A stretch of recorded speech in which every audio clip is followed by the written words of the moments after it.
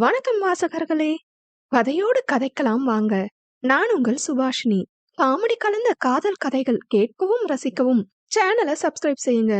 கதைகள் பிடித்திருந்தால் மறக்காம லைக் பண்ணுங்க, ஷேர் பண்ணுங்க. 2 வார்த்தையாவது கதைய பத்தி கமெண்ட்ல தட்டி விட்டு போங்க. கதையோடு கதை பேச கதையின் வாயிலாக என் அன்பான வணக்கத்துடன் இது சுபாஷினியின் ஆடியோ கதைகள். நீங்க இப்ப கேட்கவிருக்கும் கதை அங்காரகனின் தீத்திரன் இவள். வாங்க கதைக்குள்ள போகலாம். அத்தியாயம் 15. அவர்கள் வருகைக்காக தயாராக இருந்த ஒளிப்பதிவு கருவி சரமாரியாக அவர்களை படம் பிடிக்க ஆரம்பித்தது.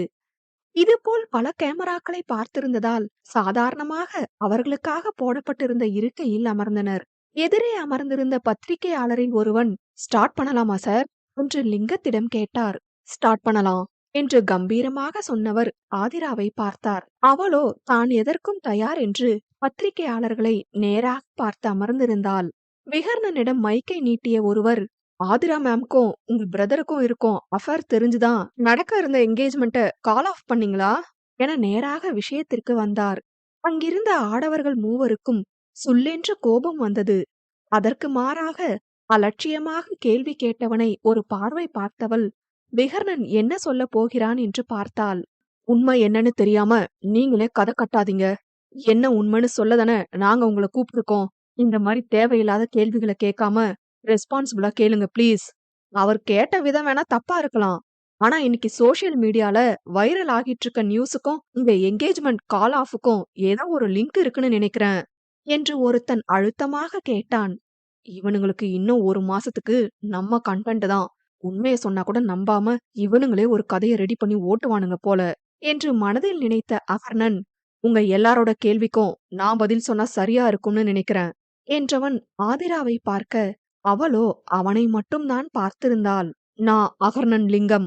இன்னைக்கு உங்க எல்லார்கிட்டயும் வேற ஒரு குட் நியூஸ் சொல்ல நினைச்சேன். அன்பார்ச்சுனேட்லி இப்படி ஒரு நெகட்டிவ் பப்ளிசிட்டி ஆகி உங்களை மீட் பண்ற மாதிரி ஆகிருச்சு. இட்ஸ் ஓகே, அத பத்தி லாஸ்டா பேசலாம். Come to the point. நீங்க சொன்ன மாதிரி மிஸ் ஆதிராவோட என்கேஜ்மெண்ட் கால் ஆஃப் ஆனதுக்கு நான் தான் ரீசன். ஆனா நீங்க சொன்ன கேவலமான ரீசன் இல்ல. சாரி ஆதிரா, உனக்கு பண்ண ப்ராமிஸ இப்ப நான் மீற வேண்டிய கட்டாயத்துல இருக்கேன் என்றான். இது என்ன புதுக்கதை என்று அவனை கேள்வியாக பார்க்க அவன் கண்களில் அதே காதல் மயக்கத்தை கண்டாள்.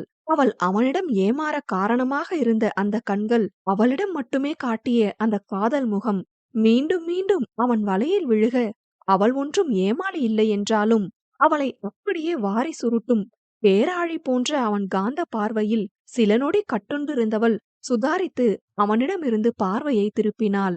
அந்த கல்வனின் கண்களிலா அது சிக்காமல் போகும்? மென் புன்னகையுடன் கேமராவின் பக்கம் திரும்பியவன், நான் 9 இயர்ஸ் முன்னாடி இப்ப ஆதிரா இருக்கிற இதே நிலைமையில இருந்தேன். அந்த கேஸ்ல என் மேல எந்த தப்பும் இல்லைன்னு நிரூபிச்சு வெளியே வந்தேன். பட் என்ன பயன்? இந்த சொசைட்டி என்ன நிம்மதியா விடல என்றவன் ஒருவன் அந்த சம்பவத்தை பற்றி கேள்வி கேட்டு முடிக்கும் முன்னே, தப்பே பண்ணாம குற்றவாளி மாதிரி மத்தவங்க நம்மள பார்க்கும்போது நமக்கு வர வலி யாருக்கும் புரியாது. சாரி, இப்ப அது தேவையில்லாத நியூஸ். நம்ம இப்ப நடக்கிற விஷயத்த பத்தி மட்டும் பேசலாம். அதே மாதிரி நான் முழுசா பேசிக்கிறேன். அதுக்கப்புறம் உங்க கேள்வியை என்கிட்ட கேளுங்க. உங்களுக்கு தேவையான செய்தி வேணும்னா ஜஸ்ட் கீப் சைலண்ட் என்று வாய்மேல் கையை வைத்து காட்டியவன் விட்டதிலிருந்து பேச ஆரம்பித்தான். அந்த இஷ்யூக்கு அப்புறம் நான் என்னோட ஹையர் ஸ்டடீஸ்க்காக அப்படியே ஸ்டேட்ஸ் போயிட்டேன். ஒரு ஃபால்ஸ் அக்யூசேஷன் அந்த நபரை எப்படி பாதிக்கும்னு அந்த நபருக்கு மட்டும்தான் தெரியும், புரியும். அந்த ஃபேஸ் எனக்கு ரொம்ப க்ரூஷியல் மூமெண்ட். பட் இந்தியாவை விட்டு ரொம்ப தள்ளி இருந்ததாலோ என்னவோ எல்லாத்தையும் கொஞ்சம் கொஞ்சமா மறக்க ஆரம்பிச்சேன். என் லைஃப்ல சின்ன சின்ன மாற்றம் நடந்தது. அது எனக்கு இங்க இருந்து போனப்ப இருந்த மனநிலைய மாத்த ஆரம்பிச்சுது. அந்த நேரத்துல தான் ஆதிரா என் லைஃப்ல வந்தா, ஒரு ஏஞ்சல் மாதிரி என்று திரும்பி அவளை பார்த்தான். அவள் முகத்தில் தெரிந்த குழப்பத்தை பார்த்து திருப்தி உற்றவன், முதல்ல நாங்க நல்ல ஃப்ரெண்ட்ஸா தான் இருந்தோம். நாளாக ஆக காதலா மாற ஆரம்பிச்சுது. அப்ப ஆதிரா அவங்க ஹையர் ஸ்டடீஸ்க்காக ஜெர்மனி போனாங்க. எங்களோட வெக்கேஷன் எல்லாத்தையும் ஒன்னா ஸ்பெண்ட் பண்ண ஆரம்பிச்சோம். எல்லாம் நல்லா போயிட்டு இருந்தது. இப்போ சில மிஸ் அண்டர்ஸ்டாண்டிங், அதுவும் என்னாலதான். நான் கொஞ்சம் கோபத்துல அவங்கள காயப்படுத்துற மாதிரி சில வார்த்தைகளை பேசிட்டேன். அந்த இன்சிடென்ட்ல எங்க ரிலேஷன்ஷிப் பிரேக் ஆக ஆரம்பிச்சுது. அவங்களால முடிஞ்ச அளவுக்கு அதை சரி பண்ண முயற்சி பண்ணாங்க. பட் முடியல. So we break our relationship என்றான். அவன் பேசுவதை கேட்க முடியாது எழுந்து கொள்ள முயன்ற ஆதிராவின் கைகளை பிடித்த லிங்கம் கண்களால் அவளிடம் கெஞ்ச, வேறு வழி இல்லாமல் அவன் பேசுவதை கேட்க ஆரம்பித்தாள். தொண்டையை செருமிய அகர்ணன், இது எதுவும் எங்க ஃபேமிலிக்கு தெரியாது. பிகாஸ் ஸ்டடீஸ் முடிச்சுட்டு நாங்க எங்க ரிலேஷன்ஷிப் பத்தி வீட்ல சொல்லிக்கலாம்னு இருந்தோம். பட் அதுக்குள்ள அது எண்ட் ஆனதுனால நாங்க அத பத்தி யார்கிட்டயும் சொல்லல. நாங்க எக்ஸ்பெக்ட் பண்ணாத ஒரு விஷயம், என் பிரதர் கூட ஆதிராவுக்கு எங்க ஃபேமிலிஸ் மேரேஜ் ஃபிக்ஸ் பண்ணதுதான். என் மேல இருந்த கோபத்துல அவங்க ஓகே சொல்லிட்டாங்க. பட் அவங்களால எங்கள பத்தி சொல்லாம விகர்ணன கல்யாணம் பண்ணிக்க முடியல. சோ என் பிரதர் கிட்ட எங்க ரிலேஷன்ஷிப் பத்தி சொல்லிட்டாங்க. இந்த மேரேஜ் பத்தி சொல்ல விகர்ணன் எனக்கு கால் பண்ண அந்த டைம் நான் ஒரு இம்பார்ட்டன்ட் மீட்டிங்ல ஸ்ட்ரக் ஆகிட்டேன். இந்த விஷயம் தெரிஞ்சு நான் பேசுறதுக்குள்ள என்கேஜ்மெண்ட் டேட் வந்துருச்சு. வேற வழி இல்லாம எல்லார் முன்னாடியும் கால் ஆஃப் பண்ண வேண்டிய கட்டாயத்துல இருந்தாரு என் பிரதர். அதுக்கு முக்கியமான ரீசன் நான் என் சைடுல இருந்து என் அண்ணாக்கு பிரஷர் கொடுத்ததுதான். என்னால ஆதிராவை விட்டு கொடுக்க முடியல. என் ஈகோ அவங்க கிட்ட திருப்பி பேச விடல. என் போன் போன வீக் ஹேக் ஆகிருச்சு. அதுக்கான கம்ப்ளைண்ட் ரெஜிஸ்டர் பண்ண ப்ரூஃப் இது என்று ஒரு பேப்பரை காட்டினான். எங்களோட பிரைவேட் பிக்ஸ போஸ்ட் பண்ணவங்கள கண்டுபிடிச்சு நிச்சயம் அவனுக்கான தண்டனைய வாங்கி தருவேன். நீங்க இப்ப சோசியல் மீடியால போட்டுட்டு இருக்க மட்டமான விஷயத்த தயவு செஞ்சு ரிமூவ் பண்ணுங்க. பொண்ணுங்கள மதிக்க கத்துக்கோங்க என்று அவன் பேச பேச ஆதிராவிற்கு உள்ளுக்குள் பத்தி கொண்டு வந்தது. வெளியே அவன் பேசிக் கொண்டிருந்ததை உள்ளே இருந்து கேட்டுக்கொண்டிருந்த மென்னிலாவோ கொந்தளித்துக் கொண்டிருந்தாள். ஆண்டி, உங்க பையனை திட்டுறேன்னு நினைக்க வேண்டாம். ஆனா என்னால சொல்லாம இருக்க முடியல என்று கல்யாணியிடம் கூறியவள், வாயா அது சாமி, ஒருத்தனால எப்படி உண்மை மாதிரியே இப்படி பொய் சொல்ல முடியுது? அதுவும் இவன் சொல்ற கதைய புக்கா எழுதி வித்தா உங்க பிசினஸ விட வேற லெவல் ஹிட் ஆகும். என் அனுபவத்துல இவன மாதிரி ஒருத்தனை நான் பார்த்ததே இல்ல. மத்த எல்லாத்தையும் கூட விட்டுருவேன் ஆண்டி. கடைசியா பொண்ணுங்கள மதிக்கணும்னு சொன்னா பாருங்களேன், எனக்கு ஏதோ சாத்தான் வேதம் ஓதுற மாதிரியே இருக்கு என்றவள், வர கோபத்துக்கு எதையாச்சும் எடுத்து அவன் மண்டையில போடலாமான்னு இருக்கு என்று அவள் எழுந்திருக்க அவளை தடுத்த ரித்விக், மினி கொஞ்சம் பொறுமையா இரு என்றான். வந்ததிலிருந்து யாரிடமும் பேசாமல் அமைதியாக இருந்த ரித்விக் பேசி இருந்தான். அவனை பார்த்த கல்யாணி, என்கிட்ட பேச மாட்டியா ரித்து? எல்லாம் தெரிஞ்சும் உங்க பையனை எதுவும் கேட்காம அவனுக்கு சப்போர்ட் தானே பண்றீங்க. கோபத்துல ஏதாவது பேசிருவேன்னு தான் அமைதியா இருக்கேன். என்னை எதுவும் பேச வச்சிராதீங்க என்றவன் அலைபேசியை பார்க்க ஆரம்பித்தான். விடுங்க அத்த, அவனை பத்தி தான் உங்களுக்கு தெரியுமில்ல. நீங்க எதுவும் நினைக்காதீங்க என்று கல்யாணியை சமாதானம் செய்தான் விக்கி. ஆண்டி, உங்ககிட்ட ஒன்னு சொன்னா கோச்சிக்க மாட்டீங்களே என்று மீண்டும் ஆரம்பித்தாள். சொல்லுமா என்ற கல்யாணிக்கு ஏனோ மென்னிலாவை பிடித்திருந்தது. மனதில் எதையும் வைத்துக் கொள்ளாமல் வெளிப்படையாக அவள் பேசுவது அவருக்கு மிக நெருக்கமாக தோன்றியது. நீங்களும் அங்கிளும் ரொம்ப ஸ்வீட்டா நல்லவங்களா இருக்கீங்க. உங்களுக்கு எப்படி இப்படி 2 பசங்க பிறந்திருக்காங்க? ஒருவேளை ஹாஸ்பிட்டல்ல குழந்தைய மாத்தி கொடுத்துட்டாங்களோ என வெகு தீவிரமாக கேட்டாள். அதில் விக்கியும் கல்யாணியும் சிரித்து விட்டனர். கோபத்தில் இருந்த ரித்துவிற்கு கூட அவள் பேசியது மெல்லிய சிரிப்பை கொடுத்தது. ஏ வாலு, உனக்கு மட்டும் எப்படி இப்படியெல்லாம் யோசிக்க தோணுது என்று விக்கி கேட்க, எனக்கு சின்ன வயசுல இருந்தே இந்த டவுட் இருக்கு என்று அவனிடம் கூறியவள் கல்யாணியிடம் திரும்பி, எங்க அம்மா கிட்ட 4 நாள் உங்க பசங்கள விட்டீங்கன்னா போதும், சரி பண்ணி அனுப்பிடுவாங்க. எப்படிம்மா 4 நாள்ல சரி பண்ண முடியும்? தோசை கரண்டியோ தொடப்பமோ எல்லாத்தையும் சரி பண்ணும் ஆண்டி. நான் சரியா இருக்க காரணமும் அதான். என்ன அடி என்று கையை தடவினாள். இந்த ஒரு இறுக்கமான சூழ்நிலையில என் மனச காயப்படுத்த கூடாதுன்னு ரொம்ப சாமர்த்தியமா என்கிட்ட பேசுறமா. உங்க பசங்க பண்ண தப்புக்கு உங்ககிட்ட கோபப்பட்டு என்ன ஆகப் போகுது? எனக்கு உங்க மேல வருத்தம் இருக்கு. ஆதிராவுக்கு உங்க பையன் பண்ணிட்டு இருக்க எதுவும் சரியில்ல.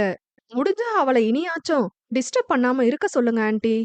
அவளிடம் என்ன பதில் சொல்வது என்று தெரியாதவர் அவள் தலையை தடவி எழுந்து சென்றார். அதற்குள் வெளியே அகர்ணன் பத்திரிகையாளர்களின் கேள்விகளுக்கு மிக நிதானமாக பதிலளித்தான். எப்பொழுது இந்த மீட்டிங் முடியும், கிளம்பலாம் என்று எரிச்சலோடு அமர்ந்திருந்தாள் ஆதிரா. அனைத்து கேள்விகளுக்கும் பதில் சொல்லிய அகர்ணன் விகர்ணனிடம் திரும்பி, முடிச்சுக்கலாமாடா என்று கேட்டான். என்று தலையசைத்து எழுந்து ஆதிராவிடம் சென்றவன், தெரிஞ்சோ தெரியாமலையோ உன் பேர் கெட நானும் ஒரு காரணம் ஆகிட்டேன். Sorry for everything and all the best for your future என்றவனிடம் கை குலுக்கியவள், இட்ஸ் ஓகே விகர்ணன் என்றாள் பெருந்தன்மையாக. தற்போது தன்மேல்தான் அனைவரின் பார்வையும் இருக்கும் என்றுணர்ந்த அகர்ணன் முள்மேல் நிற்பது போல, சாரி ஆதிரா என்று சொல்லி இருந்தான். அவனை ஏளனமாக பார்த்தவள், நான் மன்னிச்சிட்டேன் கர்ணன் என்று அனைத்து பற்கள் தெரியும்படி சிரித்தாள். அவனை வெறுப்பேற்ற வேண்டும் என்று நினைத்தவள், உண்மைய சார் சொல்லிட்டாரே, இனி நான் என்ன சொல்ல? உங்களுக்கான கண்டென்ட் கிடைச்சிருக்கும்னு நினைக்கிறேன். சரி, நான் கிளம்புறேன் என்று வேகமாக வீட்டிற்குள் சென்றாள்.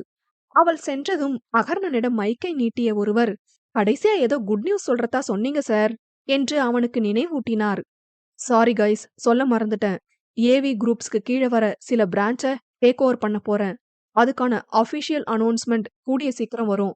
லாஸ்ட் பட் நாட் லீஸ்ட், எங்களுக்கு எதிரானவங்க எங்க மேல அவதூறு பரப்புனா சட்டப்படி நடவடிக்கை எடுக்கப்படும். Thank you all. ஃபுட் அரேஞ்ச் பண்ணிருக்கோம், சாப்பிட்டுட்டு போங்க என்றவன் அவனது வண்டியை எடுத்துக்கொண்டு கிளம்பி விட்டான். அதற்கு மேல் அங்கு எந்த பேச்சும் இல்லை என்பது போல விகர்ணன் மற்றும் லிங்கம் வீட்டிற்குள் சென்று விட்டனர். அத்தியாயம் 16. ஆதிராவினுள் எரிந்து கொண்டிருக்கும் நெருப்பை அவனது போலியான கதையோ மன்னிப்போ அணைத்துவிட முடியாது. அவ்வளவு எளிதில் மன்னிக்கக்கூடிய விஷயத்தை அகர்ணன் செய்திருக்கவில்லை. பிள்ளையையும் கிள்ளி தொட்டிலையும் ஆட்டி நல்லவனாக நாடகம் ஆடுகிறான். அடுத்து என்ன செய்வான் என்று கிரகிக்க முடியாத ஒரு நிலையில்தானே அவளை வைத்திருக்கின்றான். முதலில் அவன் என்ன பேசுகிறான் என்று யோசித்துக் கொண்டிருந்தவளை மேற்கொண்டு யோசிக்க விடாமல் செய்தது என்னவோ அவன் அடுக்கடுக்காக சொன்ன பொய்களே. இதற்கு மேல் அங்கு ஒரு நொடி கூட நிற்க முடியாது என்று அறிந்தவள், நான் அப்புறம் வரேன் அங்கிள், போயிட்டு வரேன் அத்தம்மா என்று அங்கிருந்து விடை பெற்று முன்னே செல்ல, விக்கி, மென்னிலா மற்றும் ரித்விக் மூவரும் அவள் பின்னே சென்றனர். காரில் ஏறிய ஆதிராவோ, என்ன வீட்ல விட்டுட்டு மினியாவ ஹாஸ்டல்ல விட்டுரு விக்கி என்று விக்கியிடம் பேசியவள் ரித்துவிடம் திரும்பி, ரித்து, நீயும் என் கூட வீட்டுக்கு வரியா என்றாள். இல்லதி, எனக்கு இன்னைக்கு ஒரு மீட்டிங் இருக்கு, முடிச்சிட்டு வரேன். போற வழியில இறங்கிக்கிறேன். டிரைவரை வர சொல்லிருக்கேன். சரி என்றவளின் மனதில் 1000 கேள்விகள் கொட்டி கிடக்கிறது. அதையெல்லாம் யாரிடமாவது பேசினால் நன்றாக இருக்கும் என்று நினைத்தவளுக்கு ரித்துவை தவிர வேறு யாரிடமும் இதை பற்றி பேச தோன்றவில்லை. ரித்துவிற்கும் அவளுக்குமான உறவு என்பது தென்றலுக்கும் சாரலுக்கும் நடுவே இருக்கும் அழகிய நட்பு போன்றது.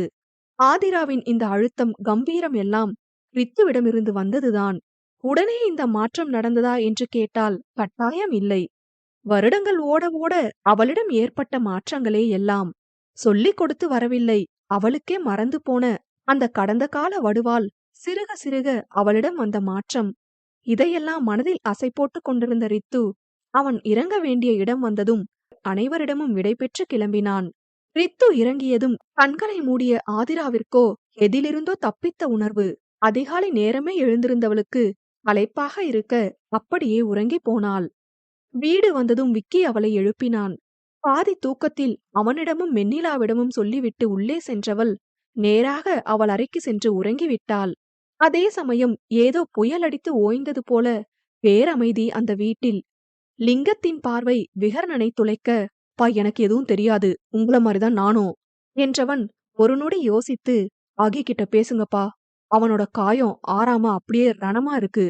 இது அவனுக்கு மட்டுமில்ல, அவனை சுத்தி இருக்க எல்லாருக்கும் வலிய மட்டும்தான் கொடுக்கும்.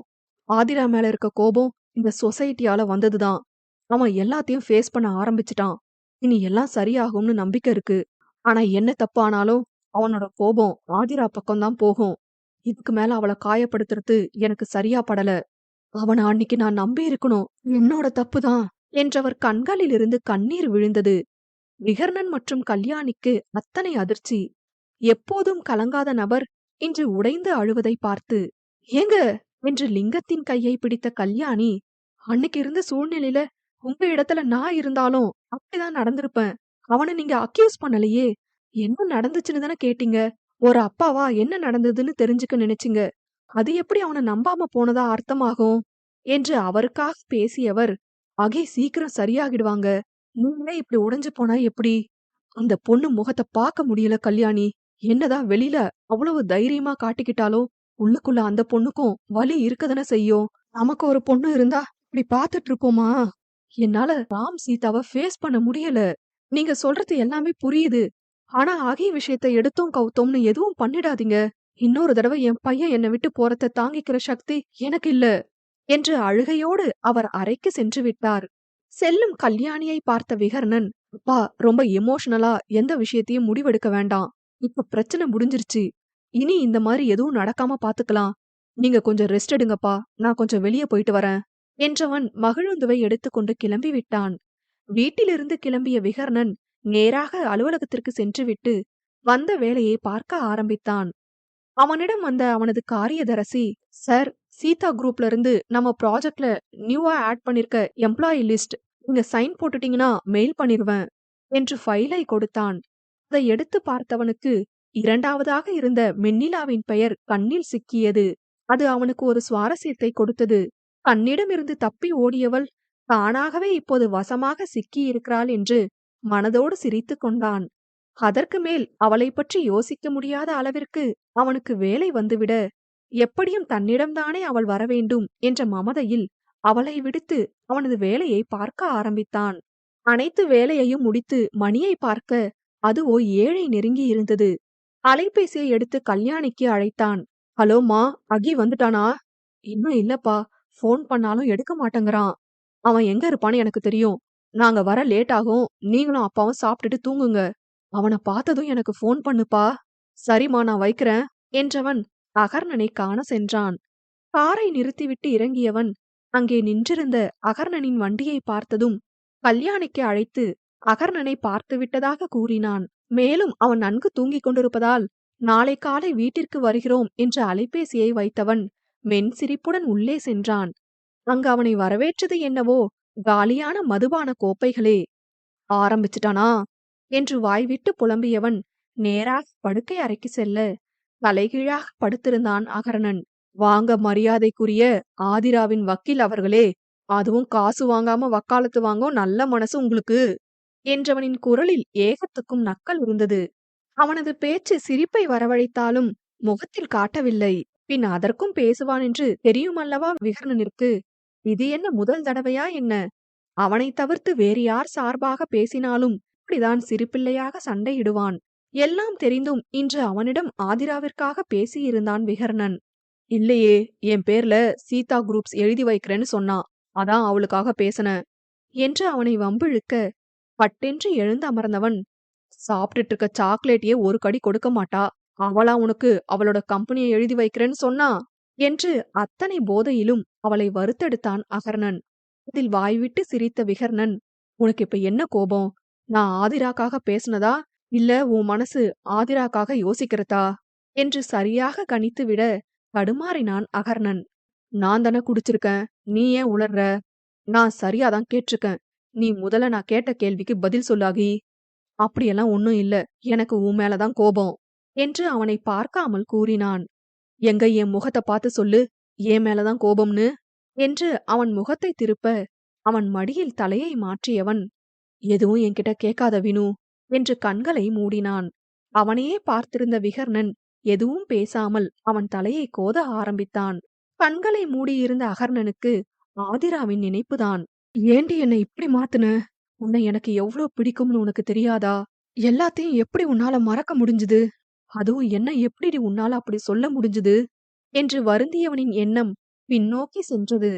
அதே சமயம் ஆதிராவை பார்க்க வந்த ரித்விக் ராமச்சந்திரன் மற்றும் சீதாவிடம் ஆதிராவின் நினைவடுக்கில் காணாமல் போன பக்கங்களை அவளிடம் சொல்லப் போவதாக கூறியவன் அவள் அறைக்கு சென்றான். ஒரு பக்கம் பயம் இருந்தாலும் ஆதிராவின் வாழ்வில் தற்போது நடக்கும் அனைத்து பிரச்சனைக்கும் காரணகர்த்தாவான இந்த விஷயத்தை அவளுக்கு நினைவூட்டுவது முக்கியம் என்று மனதை தேற்றிக் கொண்டனர். நடந்ததை பற்றி பேசி ஆதிராவின் மனநிலையை கலைக்க விரும்பாததால் இத்தனை ஆண்டுகள் அப்படியே விட்டுவிட்டார்கள். ஆனால் இன்றைய சூழ்நிலையில் அகர்ணனின் இந்த கோபம், வன்மம், பழிவாங்க வேண்டும் என்கிற வெறி அனைத்தின் காரணத்தையும் ஆதிரா அறிந்து கொள்ள வேண்டும் என்பதால் ரித்விக் கூறியதும் மறுக்காமல் ஒப்புக்கொண்டனர். மேலே சென்ற ரித்விக் ஆதிராவின் அறையை தட்ட உடனே திறந்தாள். ஹே ரித்து, எப்ப வந்த என்று கேட்டவளின் முகத்தில் இருந்த தெளிவை பார்த்தவனுக்கு அவன் எடுத்த முடிவு சரியென பட்டது. இப்பதான் வந்தந்தி, உன்கிட்ட கொஞ்சம் பேசணும் என்று உள்ளே சென்று சோஃபாவில் அமர்ந்தான். என்ன ரித்து, ஏதாவது பிரச்சனையா? அதெல்லாம் இல்ல. ஏன் அகர்ணன் உன் மேல இவ்ளோ கோபமா இருக்கான்னு நீ யோசிக்கவே இல்லையா? முதல்ல தோணுச்சு. ஆனா என்னோட மென்டல் பீஸ் எனக்கு ரொம்ப முக்கியம்னு அதை தோண்டி துருவி தெரிஞ்சுக்க நினைக்கல. அப்புதி, ஒரு பிரச்சனை வந்தா அதுக்கு ஒரு காரணம் இருக்கும். காரணம் தெரிய வேண்டாம், பிரச்சனை மட்டும் சால்வ் ஆனா போதும்னு நினைச்சா அது எப்படி சரியாகும்? இல்ல ரித்து, அகர்ணனை பத்தி யோசிச்சாலே எனக்கு தலை ரொம்ப வலிக்குது. நான் அவனுக்கு எதுவும் பண்ணல. அவனுக்கு அப்படி என்ன என் மேல கோபம்னு யோசிச்சு யோசிச்சு எனக்கு தான் பைத்தியம் பிடிக்குது. நீ உனக்கே தெரியாம அவனுக்கு ரொம்ப பெரிய அநியாயம் பண்ணிட்ட தி என்றவன், உனக்கு சின்ன வயசு ஞாபகம் ஏதாவது இருக்கா? எல்லாமே ஞாபகம் இல்ல, கொஞ்சம் கொஞ்சம் ஞாபகம் இருக்கு. எனக்கு தெரிஞ்ச வர எல்லாமே சொல்றேன். உனக்கு தெரியணும், இப்ப இருக்கிற மனநிலை கொஞ்சம் மாறும் என்று அவள் நினைவடுக்கில் மறைந்து போயிருந்த விஷயங்களை அவளுக்கு நினைவூட்ட நினைத்த ரித்விக் அவளிடம் பகிர ஆரம்பித்தான்.